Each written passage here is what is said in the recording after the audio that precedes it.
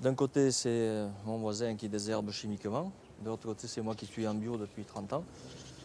Donc moi, je laisse pousser l'herbe que je travaille après au printemps. Et lui, il met des désherbants. Ça fait un peu la vie et la mort quand même, hein. Ça ressemble, oui. C'est inquiétant même.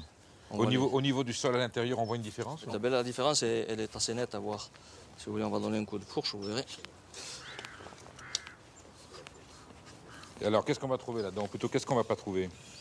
On va voir au niveau de la structure la grosse différence. Vous voyez, on a ce qu'on appelle une structure feuilletée. La terre se délite en strates, comme un millefeuille. Dès qu'il pleut, l'eau ne pénètre plus, on n'a pas de trou de vers de terre, puisqu'il n'y a pas de matière organique, il n'y a pas de vers de terre. Oui, effectivement, c'est la mort quand même, hein. Et voilà. l'eau glisse là-dessus. L'eau glisse dessus, et si elle ne faisait que glisser, ce ne serait pas grave, mais chaque fois, il y a une partie des argiles qui floculent et qui sont emportées. Donc, si vous voulez, chaque pluie, on a une partie, qui est de la terre qui s'en va. Et le gros problème, je vous dis, c'est qu'on perd cette argile, qui est le réservoir.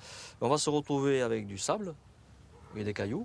Donc ce sable et ces cailloux, ça va faire un support et on va faire du hors-sol. Et alors là, ici, qu'est-ce que ça donne quand on creuse? Ici, qu'est-ce qu'on va trouver? On va trouver une structure particulière. On va deviner tout de suite, qui est complètement différente. On appelle ça la structure grumeleuse. Oui. Donc au lieu de faire des couches plates, ça fait des petites boules, des petits agrégats.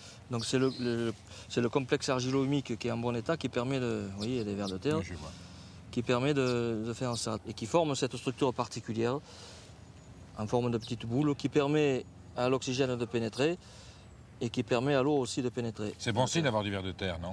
Il vaut mieux, oui, en principe. C'est eux qui font le plus gros du travail. S'il y a à manger, ça veut dire que la plante aussi a à manger. Exactement, d'autant plus qu'eux, ils transforment la matière organique sous forme assimilable, de façon organo-minérale. C'est magnifique, c'est une terre vivante, ça, on est d'accord. Voilà, ça c'est une terre vivante. Hein? Maintenant, c'est les générations qui vont me suivre qui vont en profiter. Ouais, vous vous rendez compte que le niveau du sol était là où l'herbe l'a maintenu. Et si vous prenez le point de greffe de la vigne, oui. On a perdu 30 à 40 cm de sol. Donc en 30 ans. Si on continue comme ça 30 ans de plus, on est au rocher. C'est-à-dire que l'eau, quand il pleut, elle dévale et voilà. Elle érode.